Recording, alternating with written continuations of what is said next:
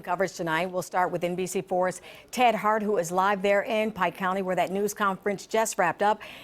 Investigators there, Ted, spending a lot of time answering a lot of questions, but of course staying away from some of the motives and the evidence that they were able to find.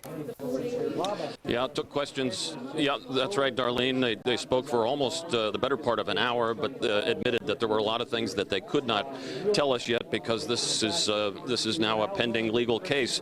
You know, it's been just over 2.5 years since 8 people were found murdered here in Pike County, the Rhoden family. Today, officials did announce the arrest of 4 members of the Wagner family. They're all charged with aggravated murder with death penalty specifications.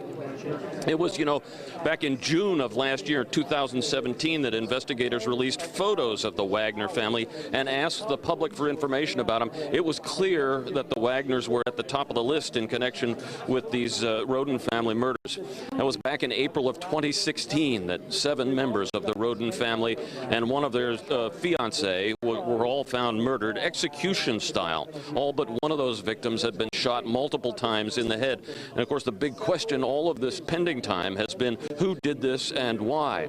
Investigators believe that the perpetrators must have known the suspects and been familiar with their homes.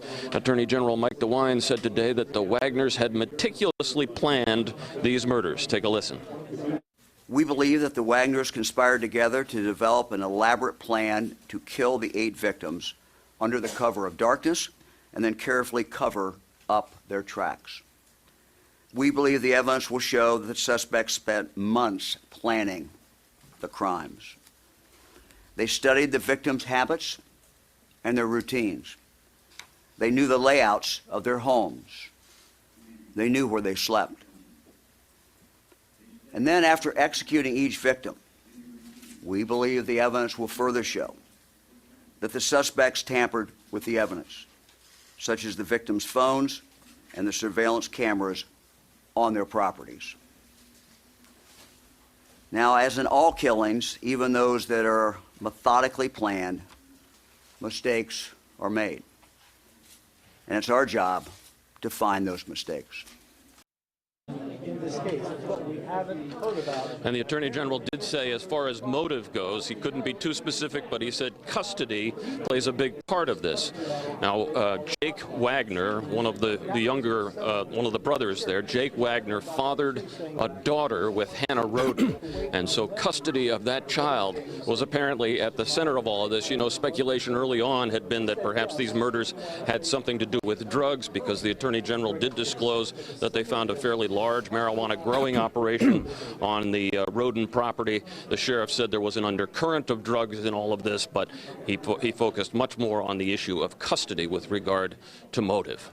And with more on the Wagners and their family, we go now to Tom Susi in the studio with those details. Tom? Thank you, Ted. I just got off the phone with the Wagners' landlord. These are pictures of the house the family rented for nearly a year in Alaska. The landlord, 72 years old, asked that we not identify her. Here's part of our conversation. Very nice. Very secretive, but nice. What ways were they secretive? You know, they just weren't real open about things. They said they were innocent. Are you surprised about the news? Yeah, because the last thing we heard was that they were looking into somebody about the marijuana thing. Did they seem like dangerous people to you? No, not at all. On the surface, what did they seem like? They were just normal people. The Wagners lived in this small 3-bedroom home in Kenai, Alaska. According to their landlord, they lived here about a year until they moved out in March. Any idea where they went? They told me they were going back to Ohio to clear their name.